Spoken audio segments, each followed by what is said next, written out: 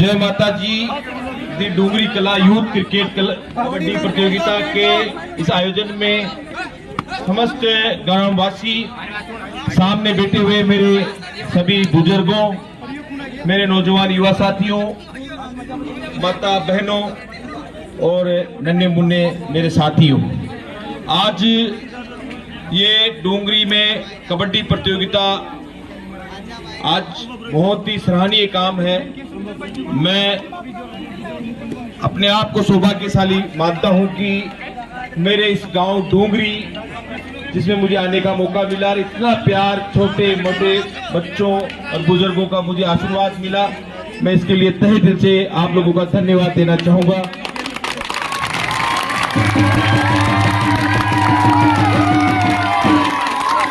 साथ ही मैं कहना चाहूंगा कि मैं कोई नेता नहीं हूं, मैं तो आपका बेटा ही बनकर काम करना चाहूंगा।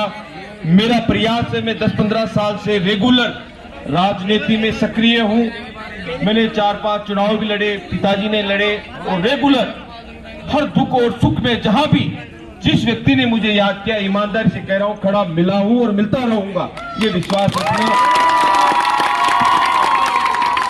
आज के इस कबड्डी प्रतियोगिता में मुझे जो बात नहीं कहनी चाहिए, पर राजनीतिक भी एक कबड्डी है।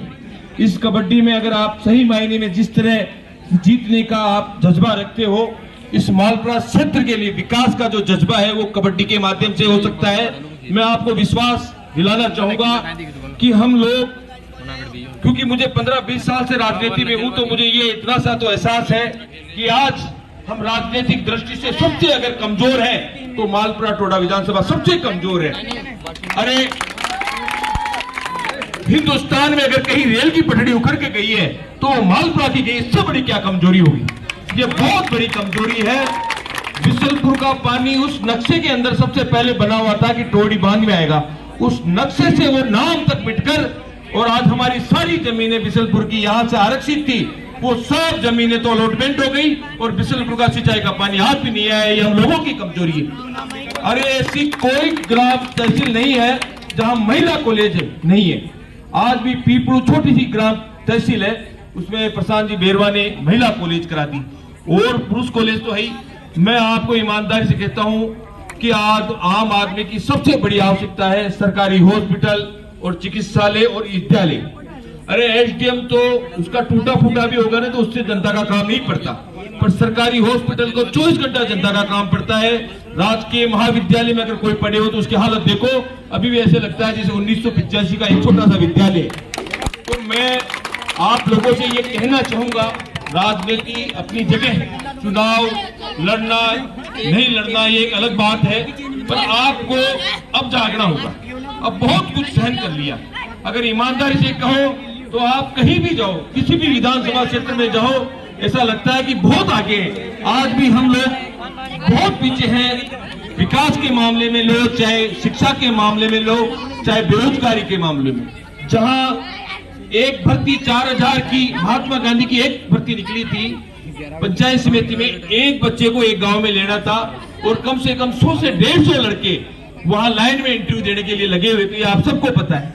तो ऐसी इतनी बेरोजगारी हमारे क्षेत्र में है, अगर आप सही मायने में जागे नहीं तो बहुत ज्यादा बेरोजगारी, जहां बेरोजगारी है वो पिछड़ता जाता है, आगे नहीं आता। हमारे बहुत संसाधन है, यहाँ रोजगार के इतने संसाधन है। किशनगढ़ में कोई ग्रेनाइट का हब नहीं है, मार्बल का हब नहीं है, वहां निकलती नहीं है, और वहां व्यवसायिक को सहयोग करते हैं पॉलिटिकल आदमी, इसलिए वो आगे है। आज किशनगढ़ जैसे हमारे डूंगरी है, राजपुरा है, हमारे कहीं ऐसे जहां ग्रेनाइट का हब बन सकता है, रोजगार के संसाधन उपलब्ध हो सकते हैं, उनकी फैक्ट्रियां लग सकती है, पर उन्हें उच्च दर में उनको रोजगार देने का अगर सही मायने में किसी नेता ने काम किया होता तो यहाँ के लाखों लड़के हमारे रोजगार करते। तो मैं तो आपको ये कहना चाहूंगा, रघु शर्मा जी जिन्होंने ऐसा ऐतिहासिक हॉस्पिटल बनाया है, जिला बनाया है। अरे एक ग्राम पंचायत दूधू छोटी सी पंचायत थी, पर मजबूत जनप्रतिनिधि था, आज जिला बन गया, और जो जिला बनने लायक रहता हम पीछे हो गए। तो मैं तो आप लोगों को ईमानदारी से ये कहना चाहूंगा, चुनाव अपनी जगह है, वोट अपनी जगह है। ये नहीं कहता गोपाल को देना, पता नहीं कौन को टिकट मिलेगा, कौन लड़ेगा, क्या होगा, पर कहीं भी अपना मत दो। सबसे बड़ी ताकत है मत। उसको इतना सोच समझ के दो, इस मालपुरा के भविष्य के लिए दो, इन बच्चों के रोजगार के लिए दो, ये निश्चित सोच समझ के देना, ये आपसे निवेदन करूंगा। ये नहीं कहूंगा कि कौन सी पार्टी से दे रहे हो, कौन सी राजनीतिक पार्टियां हैं। ईमानदारी से जिसने अपना हित किया हो, जो आपके बीच में दुख और सुख में लड़ने के लिए तैयार हो, उसका पूरा ख्याल रखना, ये मैं आपसे निवेदन करूंगा। कभी भी कोई भी निर्णय हो, गांव मिलजुल कर ऐसा निर्णय लेना कि अब जैसे कोई भविष्य का निर्णय लेना पड़े। अरे आज भी डोंगरी से यहाँ मालपुरा जाते हैं, अभी भी इस रोड की कभी भी सही तरीके से सूधी दशा नहीं आई। 10 साल में एक एमएलए चाहे तो क्या नहीं हो सकता, ये बहुत बड़ी बात है। आपका बीच का हो, आपका अपना हो, जिसको आप लड़ सको, कम से कम हार या जीत होने के बाद में भी घर जाकर उंगली पकड़ सको, डांट सको, ऐसा आपका नेतृत्व करने वाला, आपका ईमानदार और साफ सभी का आदमी आप ढूंढना। आपको लगे कोई आप में से है तो ही उस पर आशीर्वाद रखना, ऐसे मत रखना। आप उसकी गहराई तक जाना, उसकी जांच करना। जैसे आप ईमानदारी से किसी दूल्हे के लिए अपने बेटी को ढूंढते हो कि इसमें अच्छाई भी है, उसी तरह का निर्णय आपको लेना है। यही मैं आपसे निवेदन करूंगा।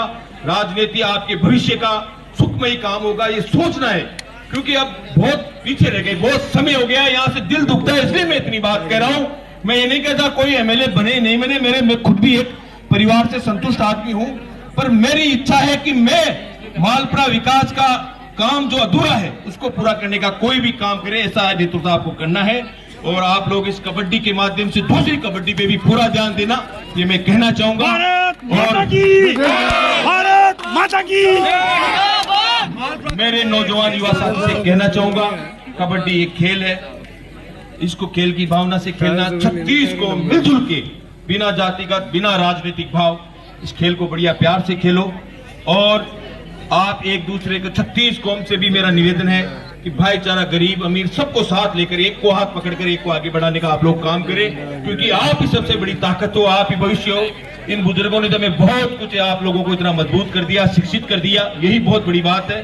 अब पीछे आप सबको सही जागना होगा और एक दूसरे का हाथ पकड़कर अपने क्षेत्र को मजबूत करने का जो काम है वो आप लोगों को करना होगा। मैं बहुत कुछ बोल गया, आप लोगों ने बुलाया, मान सम्मान दिया, इसके लिए तहे दिल से धन्यवाद। जय हिंद, जय भारत, राम राम।